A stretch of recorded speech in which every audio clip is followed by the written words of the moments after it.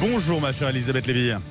Bonjour, cher Benjamin, et vous en avez du courage, évidemment. Mais il y en a beaucoup quand même des Français qui font pas le pont aussi, c'est important de le rappeler. C'est vrai, tous ne se lèvent pas à la même heure que vous, cher Benjamin. J'admire ce courage. Bah oh, mais vous savez, il y en a des lève-tôt et courage à eux, effectivement. Bon, vous revenez, Elisabeth, sur la mésaventure d'une certaine Adélaïde, 23 ans.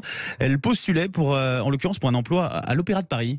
Alors oui, vous allez voir, c'était pas vraiment à l'opéra. Elle le raconte sur le site de Valeurs Actuelles, sans invective et sans citer d'ailleurs son interlocutrice. Alors bien sûr, c'est seulement une version, mais moi j'ai parlé à Adélaïde, j'ai tendance à la croire. Alors elle est titulaire d'un Master 2 de sciences politiques communication à la Sorbonne, et elle postulait en réalité à l'AROP, l'association pour le rayonnement de l'opéra. En fait, c'est l'association des amis de l'opéra, si on veut, qui s'occupe de mécénat, puisqu'elle compte dans ses membres 4500 personnes ou entreprises qui sont mécènes, et elle est d'ailleurs logée au Palais Garnier.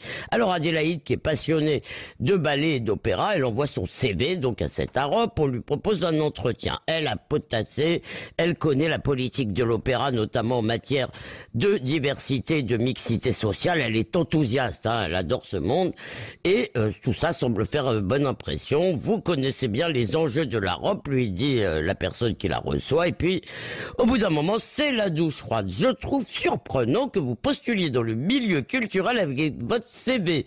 Lui dit donc cette dame qu'elle appelle Camille, c'est pas son vrai nom.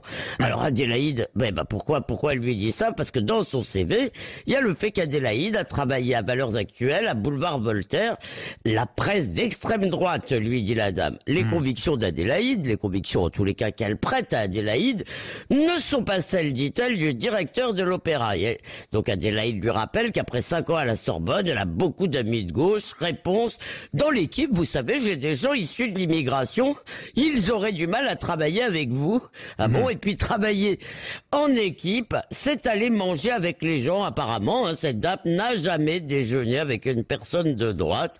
Et pour finir, elle lui balance à la figure que le racisme est un délit et pas une opinion. Bon, en dehors de la sottise de cette dame dont vous parlez, que vous inspire cette anecdote finalement, Elisabeth?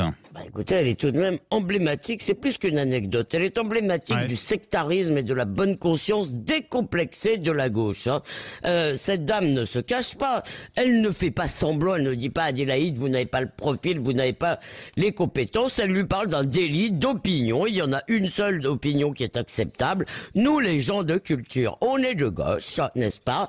C'est un monde soviétique. Alors bien sûr, en plus, on notera que cette dame adore la diversité, sauf en matière d'idées. Dans l'entretien tel qu'il est raconté, le seul propos raciste, en réalité, il vient d'elle, parce que pour elle, des gens issus de l'immigration, ils doivent réagir de telle ou telle façon. Ils n'ont plus de libre arbitre.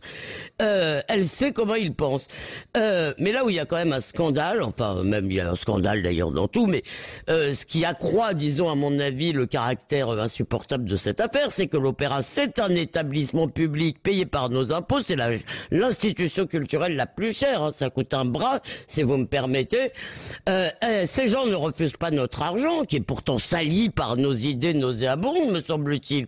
Ils ne refusent pas non plus celui des mécènes et des spectateurs qui ne sont pas tous mélanchonistes. L'opéra, c'est pas forcément un monde d'extrême gauche, mais voilà comment les cultureux voient des Français de droite, des cochons de payants. Alors je dis bravo à Adélaïde, ça l'a saisi après un avocat, maître Gentillet, qui demande une sanction donc pour cette discrimineuse et un nouvel entretien pour Adélaïde. Eh bien moi je dis bravo, parce qu'il y en a marre de se la fermer, et il faut rappeler à cette Péronnelle que la discrimination pour opinion, c'est aussi un délit. Mais c'est interdit, effectivement. Merci beaucoup Elisabeth Lévy, merci à vous.